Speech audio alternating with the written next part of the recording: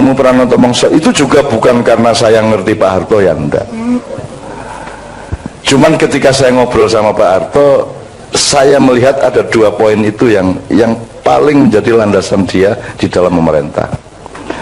Tapi keawetannya Pak Harto 32 tahun itu juga tidak semata-mata karena ilmu Pranoto Mongso dan ilmu Katuranggan, tetapi pasti variabel apapun asalnya dari 2 itu. Katuranggan itu artinya dia mengenali setiap yang bekerja bersamanya, calon menterinya piye, cocoke sopo, sak piturute, maka permanen. Maka setiap menteri selama Orde Baru dulu dikenal orang semuanya. Benci pun kayak apa tapi orang kenal. Sekarang tidak kenal toh. Menkominfo sopo? Orang ngerti toh gue? Orang ngerti saiki. Mensesnek sopo? Ono baru Mensesnek. Aku jarang ngerti ono apa. Jadi sekarang itu sudah tidak ada artinya semua itu. Nah di zaman Pak Harto serius deh, ilmu Katuranggan adalah mengenali watak setiap orang, ya. Jadi tidak hanya ekspertasi kependidikannya, tapi juga watak dan kepribadiannya, kecenderungan budayanya, ya. Terus apa namanya, bahkan dalam tanda petik nasibnya, hokinya, lucknya, apa jenis keberuntungannya, itu coba dikenali. Bahwa tidak tepat tidak apa-apa, tapi itu kita raba semuanya. Nah itu ilmu Katuranggan, Dek. Ilmu Katuranggan itu harus dikenali oleh setiap orang tua yang punya anak.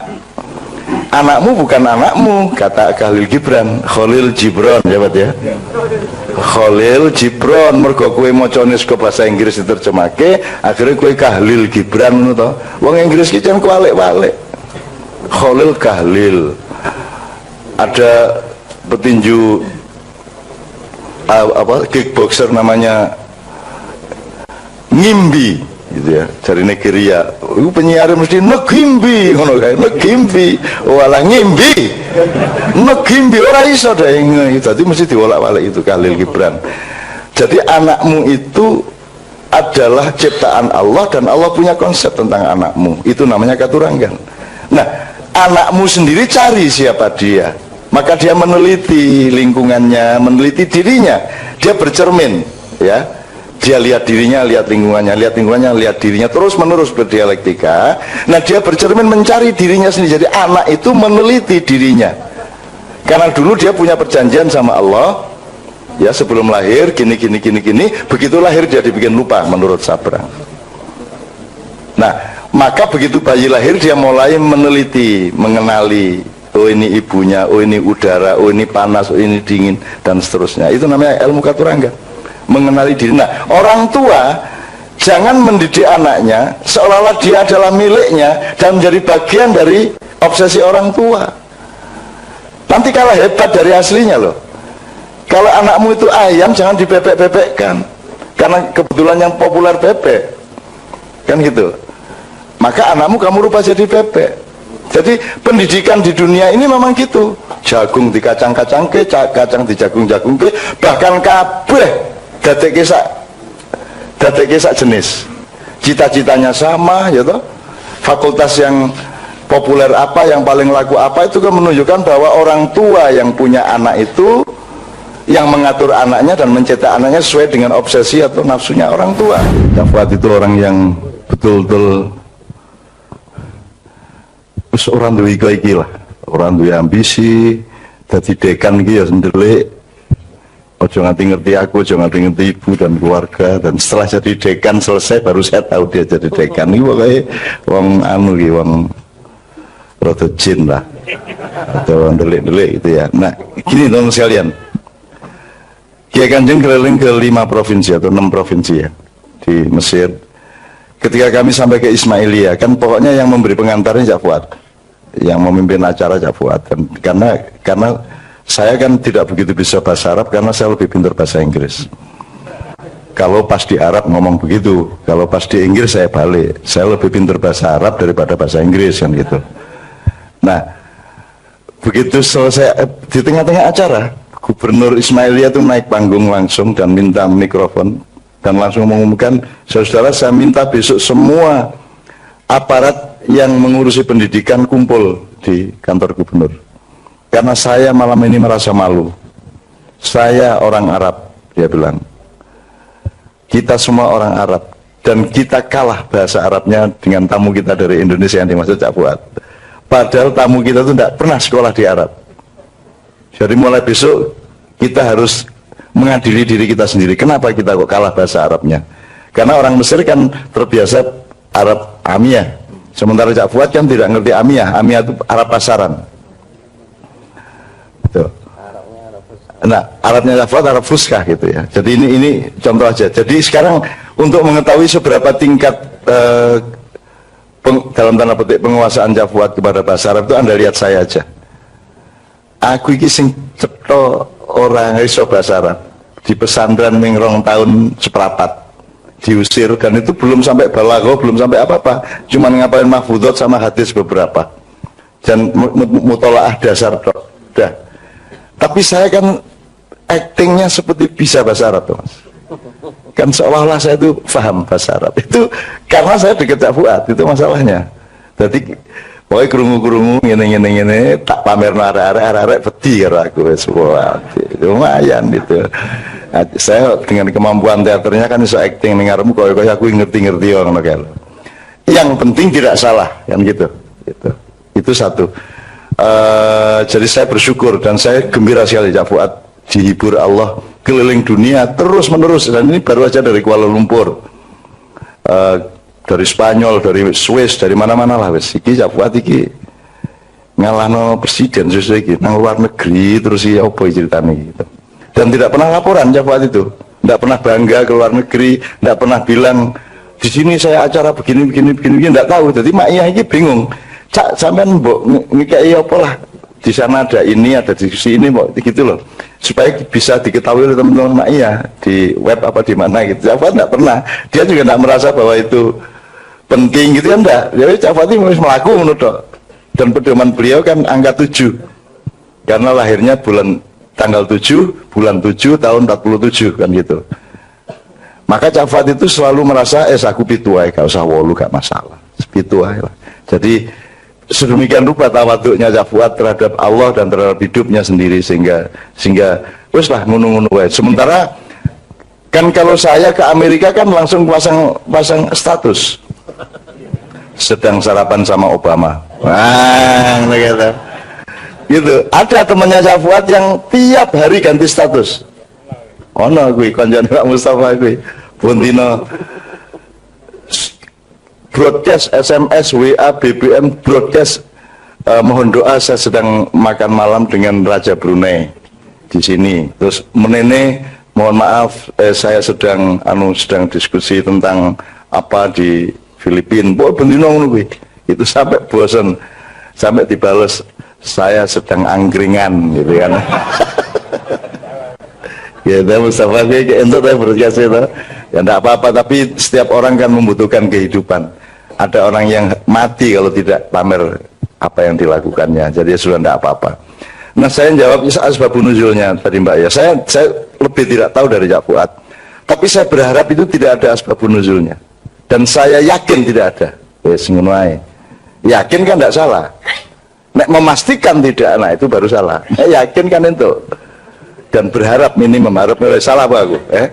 Yakin kok. Oh, bojoku ya ayu tenan, padahal itu cetora. Ini kok yakin ora apa-apa toh? Kok guyu bojone elek iki. Maksud saya gini, Mbak. Mindset atau dasar firman itu bukan kasus-kasus empiris. Jadi asal usulnya Allah berfirman itu karena dia mengatur kita, maka dia berfirman. Ada masalah apa tidak ada masalah? Maka yang ada asbabun nuzulnya itu kan hanya sebagian, mungkin nggak ada 30%, nggak ada 30%. Yang asal usulnya dari peristiwa Nabi Muhammad ngalamin ini, terus Allah kasih firman, gitu ya. Tapi yang katakanlah yang 70% enggak, yes, Allah mau kok. Asbabun nuzulnya ya Allah sendiri, karena Allah mau gitu loh. Jadi menurut saya, in kuntum tuhibbunallah tadi ya, saya lebih senang kalau tidak ada asbabun nuzulnya. Jadi Allah tidak reaktif. Kalau asbabun nuzul kan Allah reaktif. Misalnya At-Thaqafah Al-Madaniyah ya. Piagam Madinah itu lahirnya semua pakai asbabun nuzul dalam tanda petik ya, asbabul wurud ya Pak ya. Ada bentrok, rembuk, perjanjian, bentrok, rembuk, perjanjian, ada masalah, rembuk, perjanjian sampai 47 pasal. Tapi semua berasal dari bentrok. Kalau Allah ya memang mau berfirman, tidak usah asbabun nuzul gitu loh. Nah asbabun nuzul ini jangan jadi hantu juga teman-teman sekalian. Upama kowe ora ngerti asbabun nuzul ya ora apa-apa. Apa kowe tuku soto kudu nyelidiki iki sing dodol soto jenenge sapa, agamane apa, kecambahe kulak ning ndi. Terus iki mangkok tuku ning Praga apa ning endi. Lah mati ora iso mangan kowe. Nek kue nang warung dengan tafsir, nang warung itu tadabbur aja. Sing penting sehat pora, seger pora, sedep pora, margi pora, sehat pora kan ngono wae. Bah asal usulnya ramudeng. Begitu juga kepada Al-Qur'an. Boleh Anda begitu. Tidak harus ngerti segala macamnya. Anggut ahli tafsir juga tidak akan pernah bisa menafsirkan alif lam mim. Alif lam mim selalu diterjemahkan hanya Allah yang tahu. Ngono ta? Ya seru aku hanya Allah yang tahu. Terus mesti wah aku kada ahli tafsir barang nek ngono bicara. Iya toh? Ya sing ngerti nek. Ya ro aku wajan ya ro rek. Nek wallahu alam ya ro kabeh. Iki Kanjeng ini ke Mesir angger mulai bahasa Arab sithik-sithik ya rada iso sithik sak kalimat dua kalimat ini jawab wong Mesir ya mung wallahu alam. Jadi aku takon bahasa Arab fushah rada tertib. Mereka kan tidak biasa neng toko gitu apa neng warung gitu. Kita mencoba bahasa Arab terus dia jawabnya orang walau alam kata di sini sadaqallahul azim kan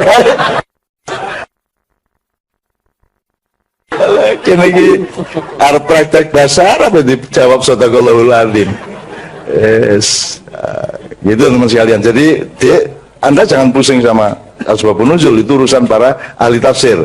Dan kalau kita ngomong tadabbur itu yang langsung disarankan Allah, dianjurkan dan bahkan diwajibkan oleh Allah ya, karena kalimatnya kalimat perintah ya.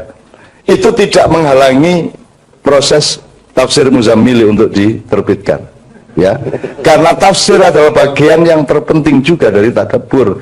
Kalau tafsir itu tulang berulangnya. Nek wong orang nganggo balungan kuwi nglemprek kaya nah kayak sarung kan begitu. Jadi sangat penting tafsir Muzammil nanti kita tunggu terbitnya. Kira-kira gitu ya. Langsung kalau gitu samain aja sisan. Ilmu Pranoto Mongso itu juga bukan karena saya ngerti Pak Harto ya enggak. Cuman ketika saya ngobrol sama Pak Harto, saya melihat ada dua poin itu yang paling menjadi landasan dia di dalam memerintah.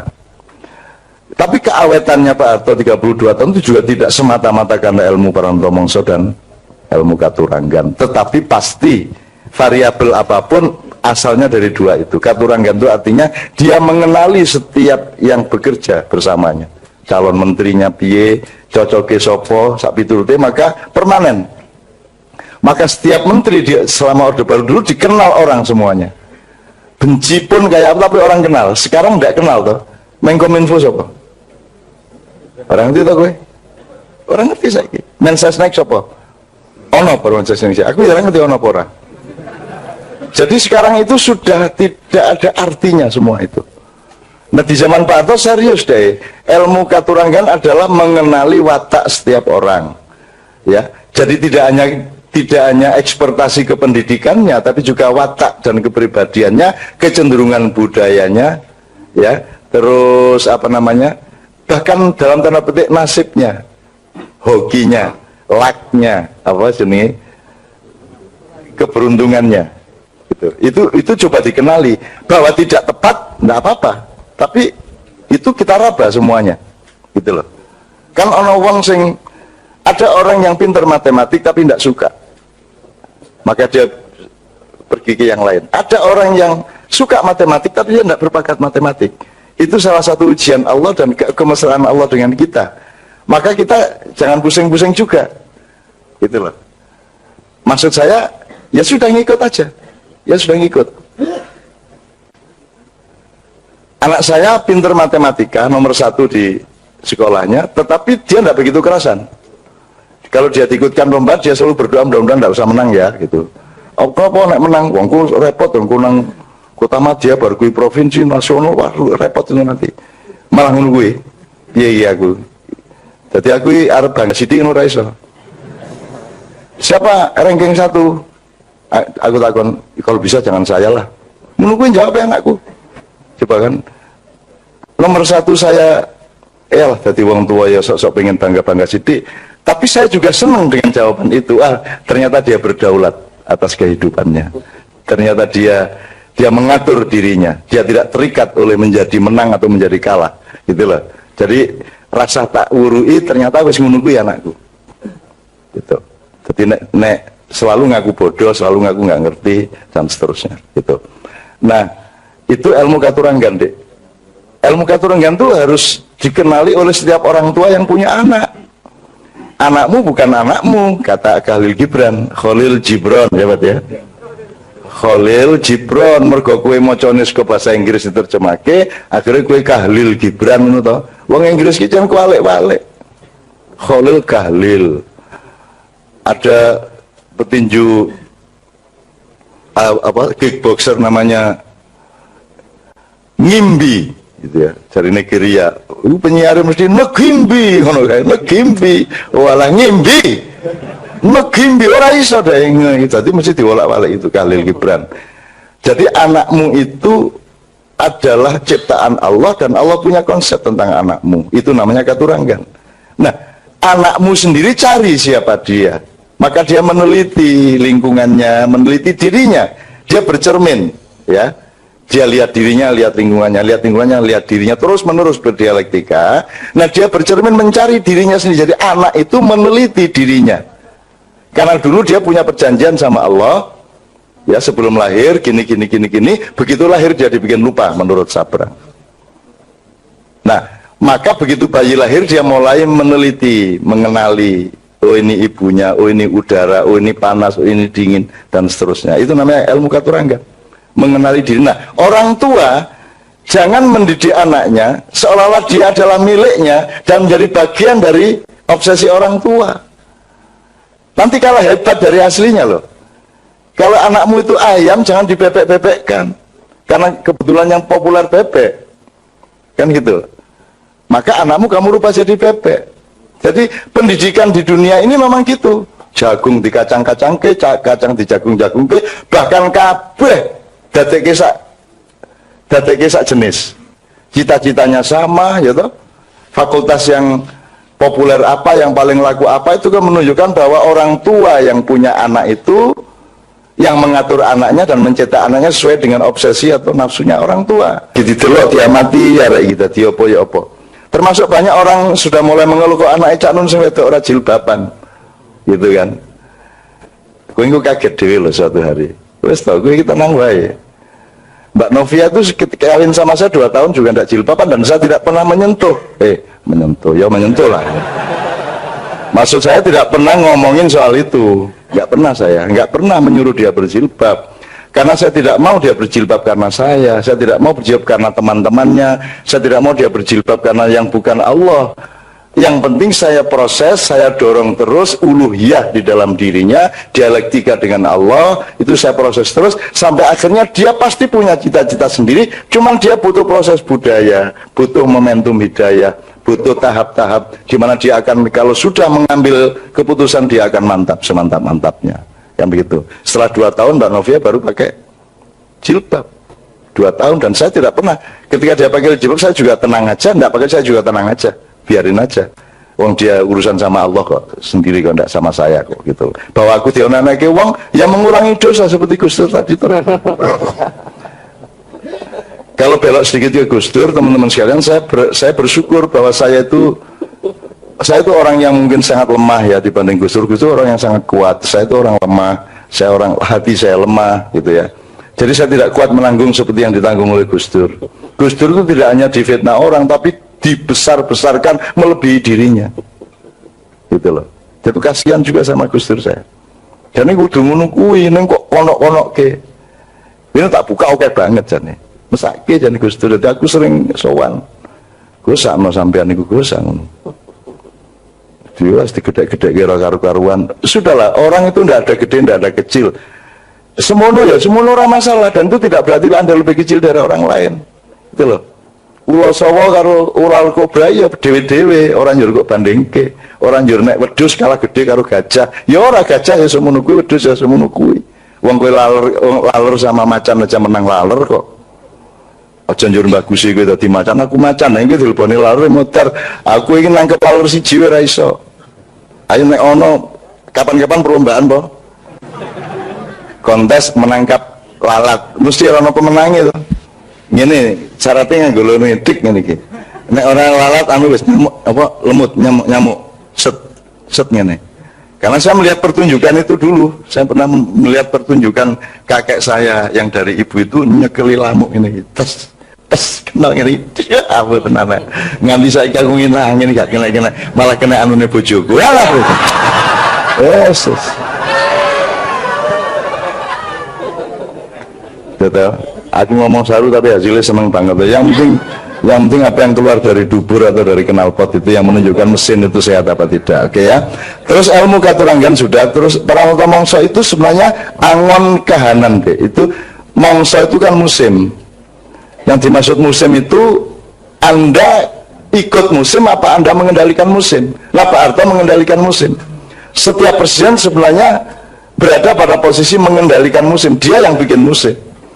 Atau yang alamiah, karena misalnya alur sejarah dan dinamika budaya manusia itu kan ada yang tidak bisa kita bantah, tidak bisa kita apa-apain. Ini manusia sedang begini, sedang begitu, sedang senang begini, sedang senang begitu. Anda lihat musik aja nanti bareng ini baling ini. Model rambut loh mas, model rambut itu kan dari tahun ke tahun itu nanti balik loh. Itu nanti balik kita. Jadi siklusnya kalau rambut itu katakanlah 30 tahun. Kalau musik bisa 50 tahun. Jadi pada tahun ke-50 dia balik ke seperti 50 tahun sebelumnya. Itu yang namanya Pranoto Mongso.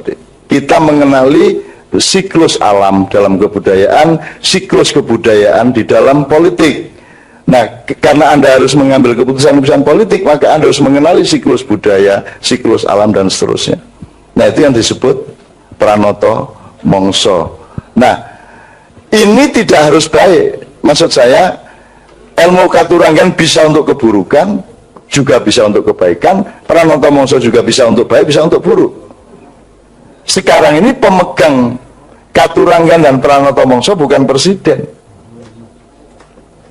Presiden tidak punya 100% kuasa seperti Pak Harto. Kalau Pak Harto dulu betul-betul dia yang menentukan. Gitu loh. Menggunakan jadi tahu banget nganti esok. Jadi kira-kira seperti itu. Pertanyaan terakhir Pak Muzamil barangkali apa? Yang terakhir tadi itu yang tentang dermawan. Oh, dermawan. Oh ya. Baik, terima kasih. Tapi ini saya hanya karena saya pegang apa ini? Komputer, apa ini? HP yang ada kitab kuningnya banyak. Ini saya lihat ya buat asbabun nuzulnya apa kul in kuntum tuhibbunallaha fattabi'uni itu. Jadi dalam tafsir Al-Wasid ya, tafsir Al-Wasid karangan Al-Wahidi itu disebutkan bahwa latar belakang turunnya ayat itu, jadi Nabi Muhammad itu datang ke Masjidil Haram, kemudian beliau menjumpai orang-orang Quraisy itu sedang menyembah berhala gitu ya Pak. Lalu Nabi bilang, kalian telah apa menyimpang dari millahnya leluhur kalian yaitu Ibrahim, karena Nabi Ibrahim itu ajarannya tauhid. Nah, maka orang-orang Quraisy menjawab, saya Muhammad menyembah berhala ini karena saya cinta kepada Allah. Gitu. Itu jawaban orang Quraisy. Maka turunlah ayat qul in kuntum tuhibbunallaha fattabi'uni. Katakanlah Muhammad, jika kalian benar-benar mencintai Allah, maka ikutilah aku, yaitu Nabi Muhammad. Itu di situ begitu ya asbabun nuzulnya. Tapi ada dua pendapat. Pendapat kedua di situ disebutkan orang Yahudi. Jadi orang Yahudi mengaku sebagai anaknya Allah, abnaullah wa ahibbahu, dan orang-orang yang dicintai dan mencintai Allah, tapi tidak mau beriman kepada Nabi Muhammad. Maka turun ayat itu. Jadi ada dua pendapat tentang asbabun nuzul itu. Tapi ini teman-teman semua yang sangat menarik ini. Bukan berarti saya kok lebih tahu daripada Cak Fuad gitu ya. Ini karena saya pegang apa? Gitu ya. Nah, ini yang menarik, ini pelajaran yang sangat berarti dari Cak Fuad gitu ya. Jadi saya ini luar biasa Cak Fuad ini. Itulah. Gini, saya Cak Fuad ini kalau dulu ini Imam Malik gitu ya. Sebenarnya Cak Fuad saya yakin bukan karena tidak tahu ya. Gitu ya. Tapi beliau meniru Imam Malik. Imam Malik itu kan paling alimnya ulama Madinah gitu ya. Imam Malik itu sering kalau ditanya bilang nggak tahu. Nah coba, saya nggak tahu. Maksudnya Imam Malik itu mengajari orang supaya orang itu meskipun tahu tidak merasa tahu. Gitu loh. Saya kira Cak Fuad bukan nggak tahu, hanya Cak Fuad meniru Imam Malik. Gitu ya. Gitu ya. Nah, Imam Malik yang didatangi orang ditanya nggak tahu, kamu tanya sama orang lain saja. Nah, gitu loh ya. Bahkan pernah satu saat Imam Malik itu ditanya oleh orang 48 pertanyaan. Coba bayangkan. Akhirnya Imam Malik menjawab berapa?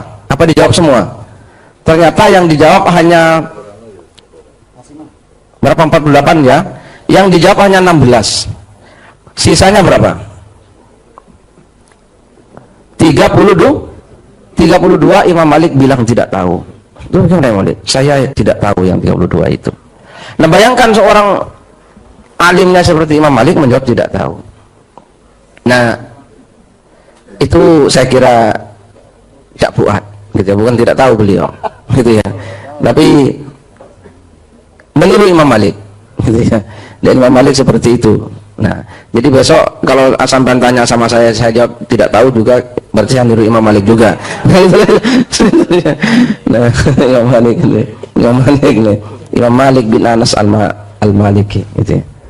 Ya begini masalah kedermawanan itu apa? Kedermawanan ya. Ya memang yang sebut dermawan itu bukan karena memberi untuk mendapatkan yang lebih.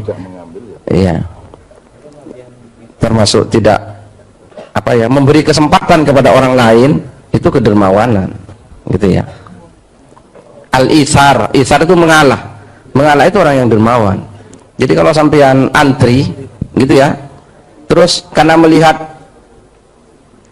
ada ibu-ibu atau siapa yang lebih berhak lebih dulu dari sampean nggak usah ngasih uang sama dia kan, tapi sampean mengalah, oh ya sudah lebih dulu, itu juga bagian.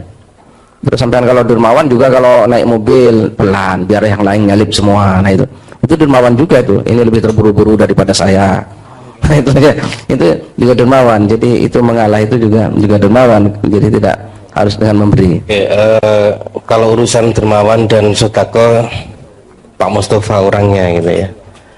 Karena memang Pak Mustafa yang paling banyak bersedekah kepada kita, memberikan apa saja, dan kita cukup dengan bermodalkan pendengaran yang tajam.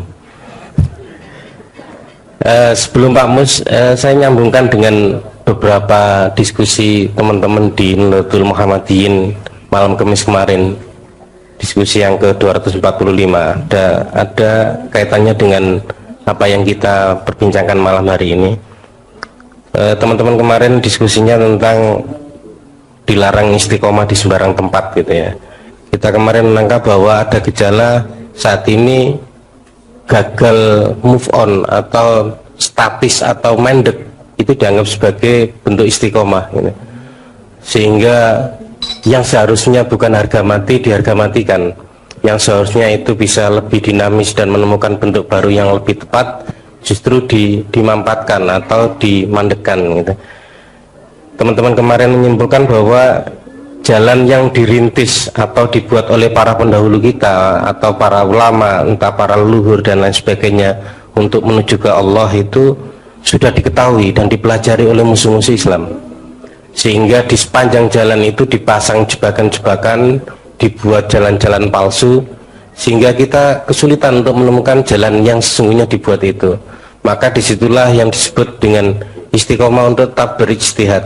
istiqomah untuk tetap mencari sesuai dengan kedaulatan kita, dengan cinta itu. Maka apapun yang saat ini sepertinya sudah matang dan sudah mandek, membuka ruang kemungkinan bagi kita untuk menemukan sesuatu yang baru, terus untuk mencari yang baru, dan itu bukan berarti tidak istiqomah. Istiqomah itu pada dasarnya, pada paradigmanya, tapi metodologi dan strategi harus tetap dinamis. Bahwa seorang penjual nasi goreng itu kalau tidak laku dagangannya, dia bisa beralih untuk jualan telur atau bisa buka bengkel sepeda gitu. Itu strategi. Tapi dasarnya atau paradigmanya adalah mengabdi pada Allah melalui kecukupan nafkah untuk anak istri. Tapi strateginya bisa berganti. Bahkan dalam segala macam urusan, kalau memang sesuatu itu sudah nggak tepat dan menimbulkan kemudaratan, bukan berarti istiqomah kita untuk tetap menjalaninya. Tidak ada yang harga mati, tapi harga hidup. Itu yang didiskusikan teman-teman kemarin, dan melalui tadabbur kalau di dalam Al-Quran itu di surat Muhammad justru, maka apakah mereka tidak mentadaburi Al-Quran, apakah hati mereka terkunci? Dikaitkannya tadabbur justru bukan dengan akal pikiran, tapi lebih ke hati. Kemudian di surat An-Nisa, maka apakah mereka tidak memperhatikan Al-Quran, atau apakah mereka tidak mentadaburi Al-Quran? Kalau kiranya Al-Quran itu bukan dari sisi Allah, tentulah mereka mendapat pertentangan yang banyak di dalamnya. Kita bisa lebih dalam menggali tentang makna tadabbur, tapi sebelumnya kita dengarkan dulu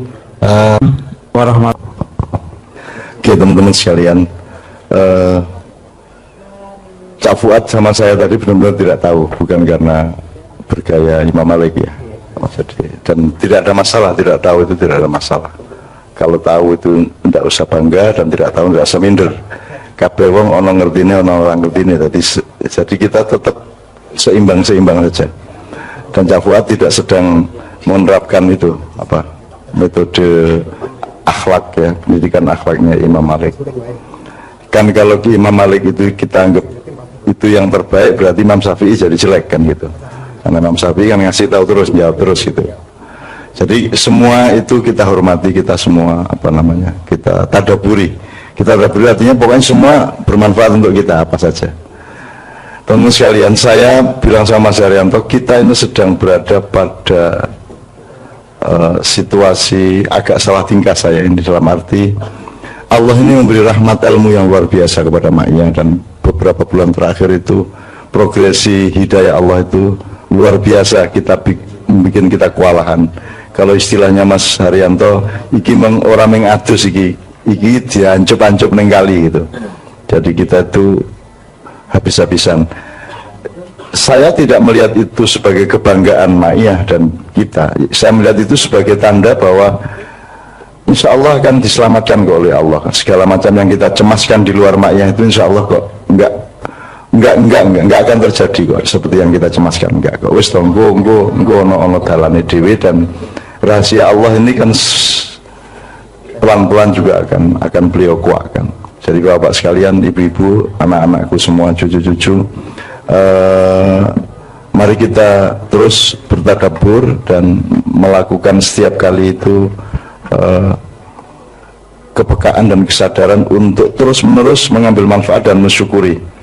Sebagaimana nyun sewu sedikit ini sebelum dengan Kiai Kanjeng kita du Gusti bareng-bareng ya, du Gusti bareng-bareng. Saya Padang Bulan pernah kedatangan Prabu Brawijaya 3 kali. Jadi orang yang merasa dirinya Prabu Brawijaya dengan pengiringnya, dan itu saya terima, dan kita ajak naik, dan kita kasih peluang untuk berbicara.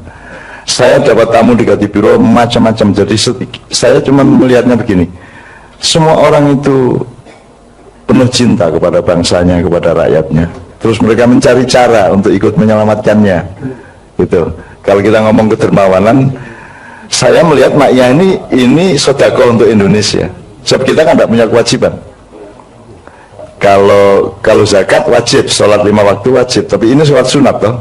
Maka sholat sunat itu berfungsi sedekah dalam tanda petik kalau dia kepada manusia. Kan Ma'iyah tidak harus ada. Dan kita juga tidak harus bantu apa-apa ke Indonesia, wong kita sudah bayar orang untuk ngurusi Indonesia.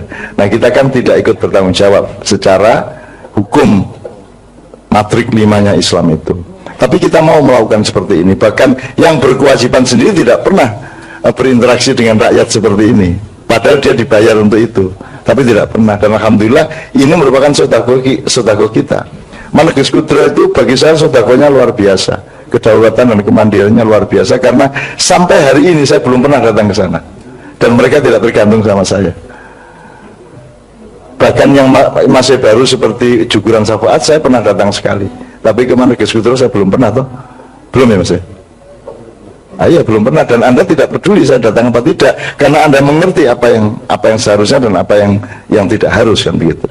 Jadi menurut saya itu sodako. Jadi teruskan Markis itu sebagai sodako Anda kepada rakyat, kepada Indonesia, kepada bangsa, kepada semua.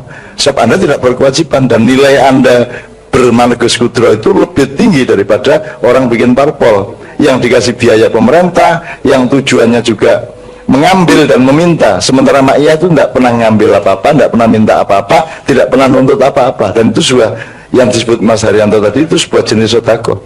Jadi gue orang nyolong itu sodako loh Mas. Jadi aku ini bendino menikmati ganjaran oke banget.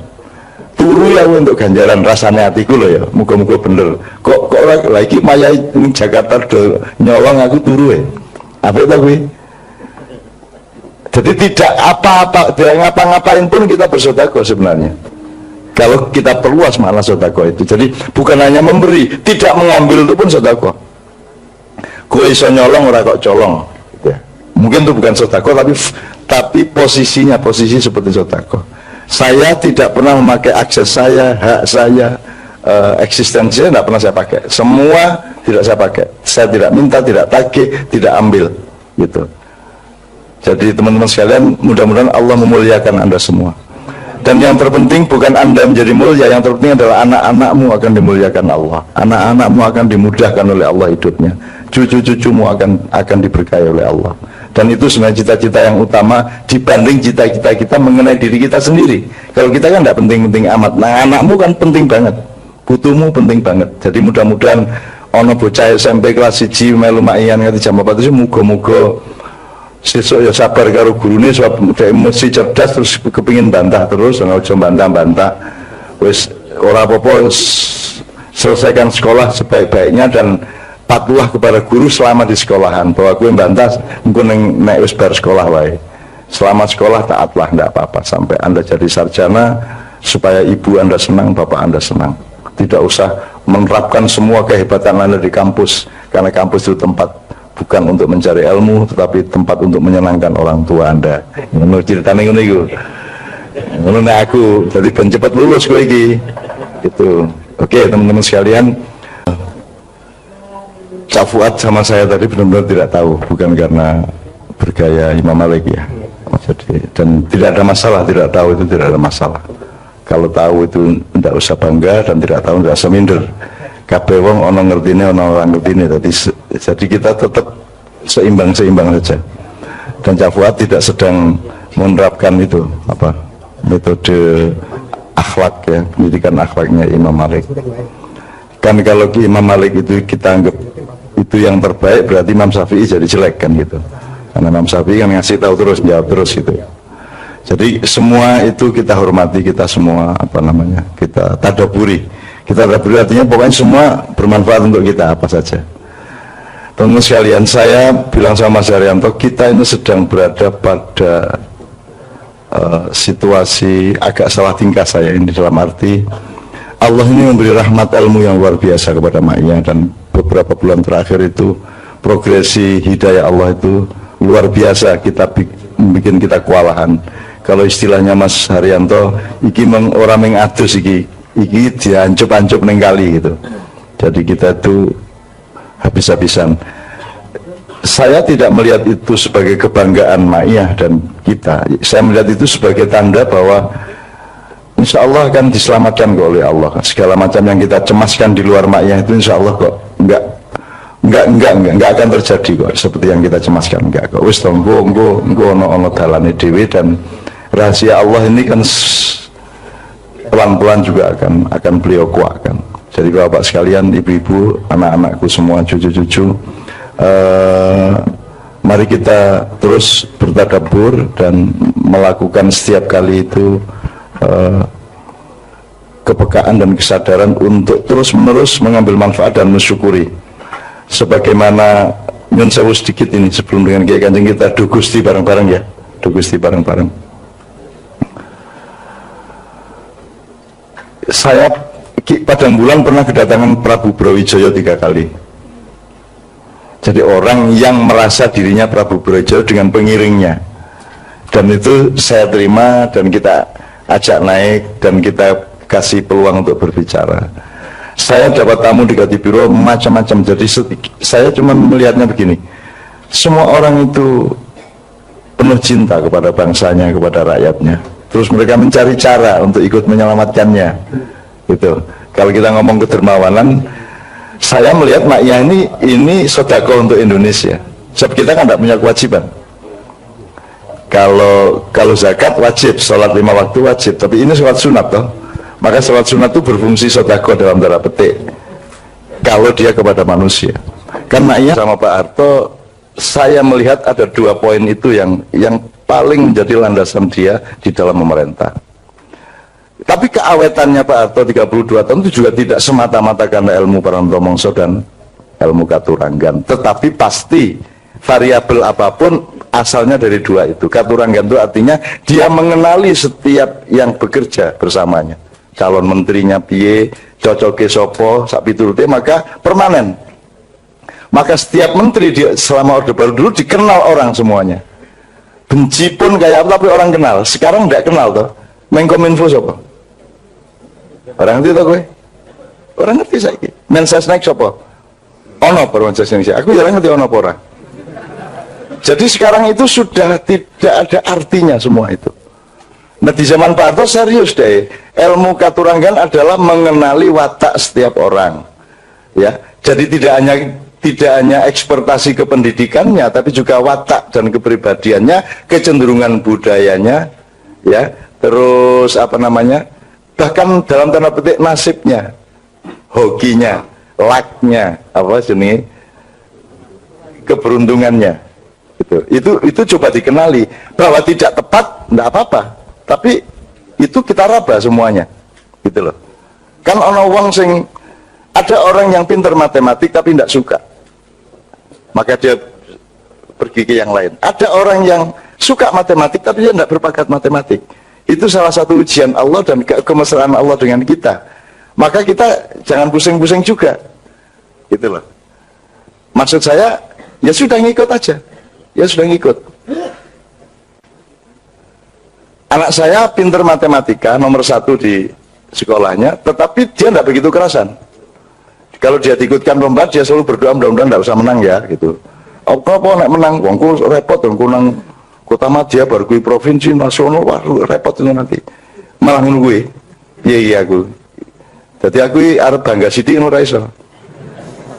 Siapa ranking 1? Aku takon, kalau bisa jangan saya lah. Ngono kuwi jawab anakku. Coba kan, nomor 1 saya, lah jadi wong tua ya sok-sok pengen bangga-bangga sithik. Tapi saya juga senang dengan jawaban itu. Ternyata dia berdaulat atas kehidupannya. Ternyata dia mengatur dirinya. Dia tidak terikat oleh menjadi menang atau menjadi kalah. Gitu loh. Jadi rasa tak wurui ternyata wis ngono kuwi anakku. Gitu. Jadi nek selalu ngaku bodoh, selalu ngaku nggak ngerti dan seterusnya. Gitu. Nah, itu ilmu Katuranggan, Dek. Ilmu Katuranggan itu harus dikenali oleh setiap orang tua yang punya anak. Anakmu bukan anakmu, kata Khalil Gibran, Khalil Gibran, ya Pak ya. Khalil Gibran, mergo kowe macane saka bahasa Inggris diterjemahke, akhirnya kowe Khalil Gibran ngono to. Wong Inggris ki jan kualik-walik. Khalil Khalil. Ada petinju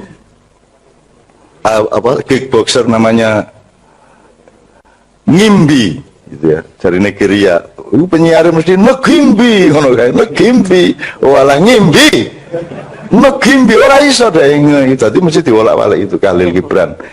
Jadi anakmu itu adalah ciptaan Allah dan Allah punya konsep tentang anakmu. Itu namanya Katuranggan. Nah, anakmu sendiri cari siapa dia. Maka dia meneliti lingkungannya, meneliti dirinya.